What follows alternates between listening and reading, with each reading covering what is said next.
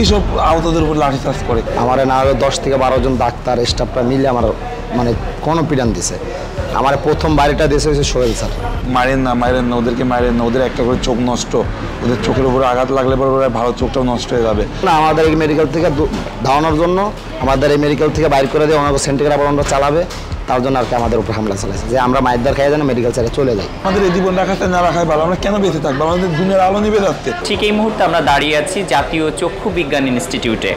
গতকাল এখানে যে একটি অনাকাঙ্ক্ষিত ঘটনা ঘটেছে আপনারা নিশ্চয় জানেন যে এখানে জুলাই আগস্টে আহত যারা ছিলেন তারা দীর্ঘদিন যাবৎ এই চক্ষু বিজ্ঞান ইনস্টিটিউটে চিকিৎসারত ছিলেন এবং সেখানে তাদের নানা ধরনের অভিযোগ ছিল, অর্থাৎ সুচিকিৎসা থেকে শুরু করে তাদেরকে নানা ধরনের যে সুবিধা দেওয়ার কথা হসপিটাল কর্তৃপক্ষের সেটি আসলে দেওয়া হচ্ছিল না বিধায় তারা দীর্ঘদিন যাবৎ অভিযোগ করছিলেন এবং তার মধ্যে অনেককে বিদেশে নেওয়ার ক্ষেত্রেও যে জটিলতা এই ধরনের সমস্যা নিয়ে এখানে যারা চিকিৎসারত ছিলেন তাদের সাথে কিন্তু একটি বাকবিতণ্ডা সৃষ্টি হয় এবং এখানে যারা আহতরা রয়েছেন তারা অভিযোগ করছেন যে এখানে যারা কর্মচারী বা যারা স্টাফ রয়েছেন এই হসপিটালের তারা তাদের উপরে চড়াও হয়ে হামলা করেছে এবং তার নজির হিসেবে আমি যে জায়গাটিতে দাঁড়িয়ে রয়েছি আপনারা নিশ্চয়ই দেখতে পাচ্ছেন যে এই যে গ্লাসটি অর্থাৎ এই যে দরজাটি বা এই জানালাটিকে একেবারে গ্লাস ভেঙে চুরমার করে ফেলা হয়েছে এবং পারিপার্শ্বিক যে অবস্থা সেটিও কিন্তু অনেকটা ভঙ্গুর। তো চলুন দর্শক আসলে গতকাল কি ঘটেছিল সে বিষয়ে আমরা কথা বলে আসি। ওয়ালটন মাইক্রোওয়েভ ওভেনের খাবার গরম রাখে দীর্ঘ সময় ধরে। Walton microwave oven. হামলা চালানোর মেন উদ্দেশ্য হয়েছে আপনার 3 জন লোক। 1 নম্বর হচ্ছে সোহেল, 2 নম্বরে নীলা ম্যাডাম, 3 নম্বর হয়েছে আপনার সঞ্জয় স্যার। ওনারা এই গত 17 বছরে আওয়ামী লীগের আমলে যেই সকল মানে সিন্ডিকেটগুলান চালাইছে, মেডিকেল ভিতরে যে সকল দুর্নীতিগুলান করছে, এখন তো আমরা বৈষম্য বিরোধী ছাত্র আন্দোলনের আহত পেশেন্ট যতক্ষণ রয়েছি আমাদের সামনে হেরা পারতেছে না, আমরা ওইগুলো করতে দিচ্ছি না, আমরা ওইসব সিন্ডিকেটগুলো বন্ধ করছি, মেডিকেলের ভিতরে দুর্নীতিগুলো বন্ধ করছি। এখন আমরা থাকা অবস্থায় আমরা তো এইসব পারতেছি না। এখন এর জন্য আমাদের এই মেডিকেল থেকে ধাওয়ানোর জন্য আমাদের এই মেডিকেল থেকে বাইর করে দিয়ে ওনাকে সেন্টিগ্রেড আবার ওনারা চালাবে, তার জন্য আর কি আমাদের উপর হামলা চালাইছে যে আমরা মাইদার খাই যেন মেডিকেল ছেড়ে চলে যাই। বুঝছেন, ওনারা হচ্ছে মেন হচ্ছে আওয়ামী লীগের দোষ। আপনারা খোঁজ নিয়ে দেখেন এই 18 বছরে এই মেডিকেলে কী চলছে আর 5 আগস্টের পরে এই মেডিকেলটা কত শান্তশিষ্টভাবে আছে। ছাত্র আন্দোলনের সময় চোখ নষ্ট হয়ে গেছে, তার জন্য এখানে পড়ে রয়েছি, সুচিকিৎসা পাইনি এতদিন। এখন আবার এই হাত পা ভাঙ্গা পড়ে আছে। আমার কিন্তু সভ্য শরীরে ব্যথা, হাতটা না ব্যান্ডেজ করা বলে দেখতে পারতেছেন, আমার নিচের সাইডটা তো দেখান যাচ্ছে না, নিচের সাইডটা বেশি ব্যথা রয়েছে। বুঝছেন, আমার না হলে 10 থেকে 12 জন ডাক্তার স্টাফরা মিলে আমার মানে কোনো পিটান দিছে। আমার প্রথম বাড়িটা দিয়েছে হচ্ছে সোহেল স্যার। উনি নামে ডাক্তার, কামে কোনো একটা রোগীর উনি কোনো সময় দেখে না, কোনো একটা রোগী বলতে পারে না আমি অমুক সোহেল স্যারের আন্ডারে আছি। ওনরা মানে এইখানে বসে থেকে ওনারা সিন্ডিকেট চালায়, ওনরা কোনো রোগীর সেবা দেয় না, কোনো রোগীর ট্রিটমেন্ট দেয় না, কোনো একটা রোগী বলতে পারবে না আমি সোহেল স্যারের আন্ডারে ট্রিটমেন্ট নিই। বুঝছেন, ওনারা মেডিকেলটা সিন্ডিকেটটা দখল করে রয়েছে। আমাদের উপরে ওনারা কী কারণে হামলা করছে ওনারাই ভালো জানে।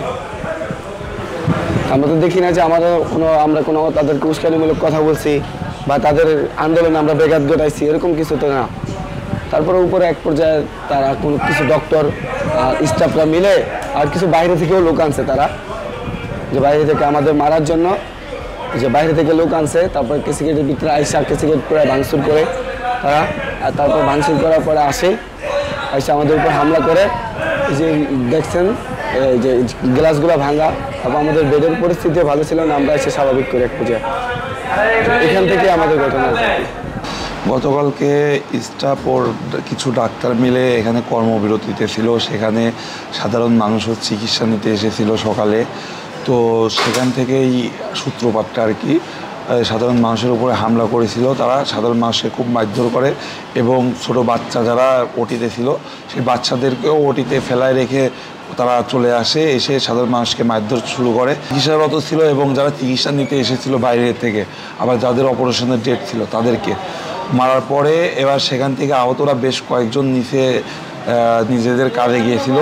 সেখান থেকে ওখানে থেকেই আপনার কয়েকজন আহতদেরকে মারার পরে তখন সবাই মিলে বলে যে মারেন না, ওদেরকে মারেন না, ওদের একটা করে চোখ নষ্ট, ওদের চোখের উপরে আঘাত লাগলে পরে ভালো চোখটাও নষ্ট হয়ে যাবে। তো তখনই ওখান থেকে ডাক্তার সোহেলের নেতৃত্বে বলে যে ওদেরকেও দেয় ফেস, এবার তখন ওরা সরাসরি উপরে উঠে আসে, উপরে উঠে এসে আমাদের কাছে সম্পূর্ণ ভিডিও ফুটেজ আছে সাধারণ মানুষকে যে মারছে, তারপরে হচ্ছে আপনার আমাদের উপরে উঠে এসে আমাদের উপরে হামলা করেছে। আমাদের গেটটা আটকানো ছিল ভাই, তো আমাদের ওই গেটটা ভাঙচুর করে গেটের উপরে এসে হামলা করছে। আমরা ওখানে ছিলাম, তো আমরা বেরোই নাই। পরবর্তীতে যখন আমরা বেরোই চলে গেছি, ওদেরকে এক কথা নিজের জীবন বাঘ হইতে গেলে বদ্ধ করে যেমন বিড়াল বাঘ হয়ে যায়, আমরা ওদের উপরে তখন তেড়ে গেছি। ওরা আবার ভিতরেতে ওরা যখন দৌড়ায় চলে যায়, চলে যাওয়ার পর আমরা যখন নিচে চলে যাই, আমাদের কয়েকজনকে নিচে মারতে দেখি, ওদেরকে উদ্ধার করতে চলে যাই। তো তখন ওরা পেছন দিয়ে উঠে এসে আমাদের কয়েকজন বেডে শুয়েছিল, তাদেরকে মারধর করছে, মায়ের খুব বাজে অবস্থা করে ফেলছে। আবার এই সাইডটাতে ভাঙে যার মতো। এবার দেখি যে আমাদের আহত যারা নিচে ছিল তাদেরকে দেখি যে মারছে ওরা, তো দেখি ওখানে মারতে মারতে আবার উপরে উঠে চলে আসছে। তখন আপনার এইখানকে থেকে ওরা দেখি গেট ভাঙচুর শুরু করে দিচ্ছে।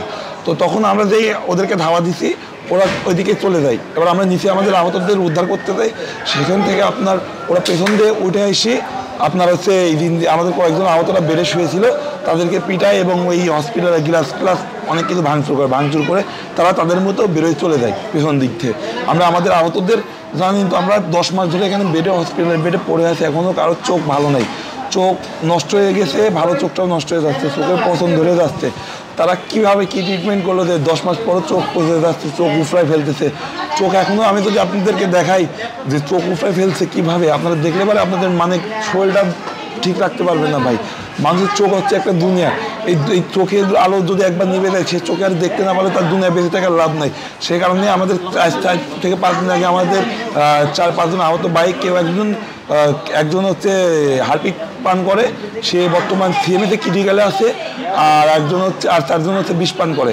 4 জন বিষ পান করার পরে তারা আবার আসে, এখানে আসার পরে তারা সরাসরি নিজেদের গায়ে নিজেরা পেট্রোল ঢালে নেয় যে আমাদের এই জীবন রাখাতে না রাখাই ভালো, আমরা কেন বেঁচে থাকবো, আমাদের দুনিয়ার আলো নিভে যাচ্ছে, আমাদের রেফার দিচ্ছে না, কেন রেফার দিচ্ছে না আমাদেরকে?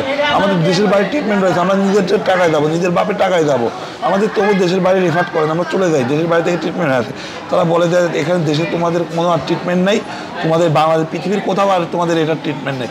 অথচ আমাদের কয়েকজন আহত ভাই, তারা হচ্ছে আপনার পার্শ্ববর্তী দেশ থেকে ট্রিটমেন্ট হয়ে এসে তাদের চোখ ভালো হয়ে গেছে, তাদের চোখে 3 জায়গায় রেটিনা ফুটো ছিল, তারা চোখের সম্পূর্ণ এখন ভালো দেখছে, চোখ আগের থেকেও আর চোখের কোনো সমস্যা নেই তাদের। অথচ আমাদের এখানে জিম্মি করে রেখে আমাদের সম্পূর্ণ মানসিক রোগী বানায় ফেলছে। 10 বছরের বাচ্চা, ওর কী অপরাধ ছিল, ওর চোখ উফরায় ফেলছে। 10 বছরের বাচ্চাদেরকেও চোখ উফরায় ফেলছে 8 থেকে 10 মাস পরে। কেন এগুলো ঘটছে বলেন? যখন এই ঘটনা ঘটায় পুলিশ, তখন তার আগ থেকে উপস্থিত ওখানে। এখন আমি আপনাকে একটা ভিডিও দেখাবো, যেটা স্টাফরা ডাক্তাররা সহ সাধারণ মানুষকে মার শুরু করছে। সেখানে পুলিশ সরাসরি বাঁশি দিচ্ছে, কিন্তু কোনো নিয়ন্ত্রণ নিচ্ছে না পুলিশ। পরবর্তীতে আহতদের উপর হামলা করেছে, পুলিশ দাঁড়ায় দেখছে। তো পুলিশ তখন থাকা অবস্থায় যখন সেনাবাহিনী পরিস্থিতি স্বাভাবিক করার জন্য সেনাবাহিনী পরবর্তীতে ঢোকে, তখন সেনাবাহিনী যখন লাঠিচার্জ করে আহতদের উপরে, তখন পুলিশও আহতদের উপরে লাঠিচার্জ করে। কেন এই কাজগুলো কেন? ধাপে ধাপে আপনার জুলাই ফাউন্ডেশনের কয়েকজন কর্মকর্তা আছে, তাদের উপরেও লাঠিচার্জ করে।